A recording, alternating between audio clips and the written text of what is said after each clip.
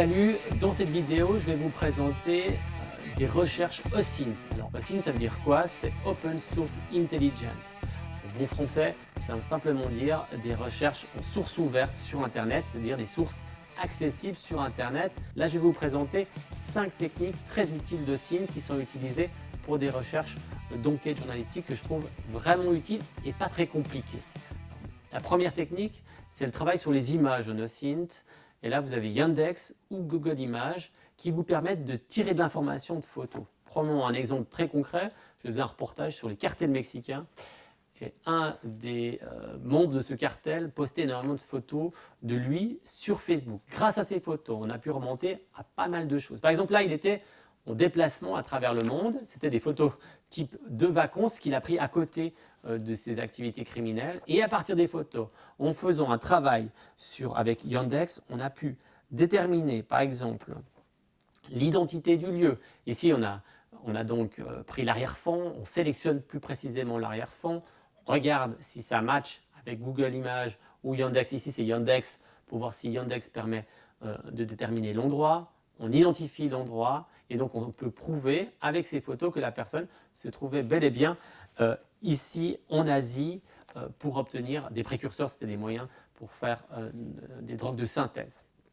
La technique, c'est pour retrouver la trace de containers à travers le monde. Ça, c'était très utile pour une enquête qu'on a fait sur une livraison de cocaïne qui s'est mal passée. Au lieu d'arriver au port d'Anvers, les containers ont terminé dans une usine Nespresso au cœur de la Suisse. Et grâce au numéro d'identification de ces containers, on a obtenu une photo de ces containers. Grâce à ce numéro d'identification, on a pu aller sur des sites pour remonter la trace. Donc, c'est des sites qui suivent à la trace les containers. On peut ouvrir donc on doit inscrire. Alors, sur ces sites, il suffit simplement d'inscrire le numéro du container, un numéro à plusieurs chiffres et des lettres. Ce numéro ensuite permet de déterminer le trajet effectué par le container. Une fois que vous avez le trajet du container, vous avez même des informations sur quel bateau il a pris pour se déplacer. Bref, vous pouvez remonter le chemin du container sur plusieurs jours, sur plusieurs semaines, avec plein d'infos hyper utiles. Ma troisième technique, c'est le Wayback Machine. C'est en fait une sorte d'archivage d'Internet. Souvent, il y a des sites qui ne sont plus accessibles actuellement parce qu'ils ont été supprimés, parce que la police les a stoppés. Et pourtant, dans la Wayback Machine, vous retrouvez des traces de ces vieux sites. Alors là, je vous ai mis un exemple, OneCoin. C'était une sorte d'arnaque de Bitcoin, de crypto-monnaie qui ne fonctionnait pas. Et là, si vous allez sur le site, il n'existe plus. Il y a un échec, on n'arrive plus à le charger. Par contre, quand vous remettez l'adresse, l'URL du site OneCoin, en fait, le Wayback Machine vous montre le site à certaines dates. Et donc, vous pouvez retrouver le site d'origine, même s'il n'existe plus sur Internet actuellement, il est, entre guillemets, archivé sur ce Wayback Machine qui est donc très utile. Le quatrième outil, c'est les webcams. Les webcams, c'est extrêmement intéressant pour des recherches d'investigation, notamment en télévision. Alors là, je vous donne un exemple assez simple. On avait un feu dans une station de remontée mécanique pour déterminer l'heure du départ du sinistre, pour comprendre comment ça a démarré, où ça a démarré.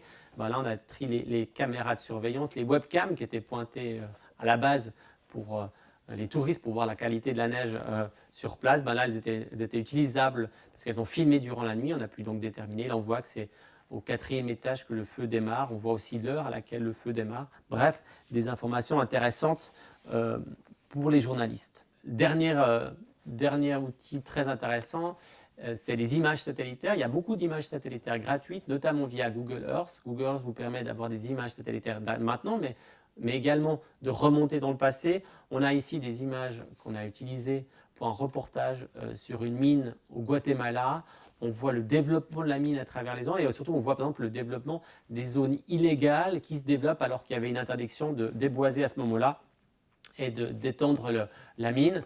Donc c'est très intéressant pour des enquêtes. Ensuite, bien sûr, il faut vérifier sur place pour déterminer ce qui se passe concrètement. Mais grâce aux images satellitaires, on a déjà un énorme travail d'enquête qui peut être fait.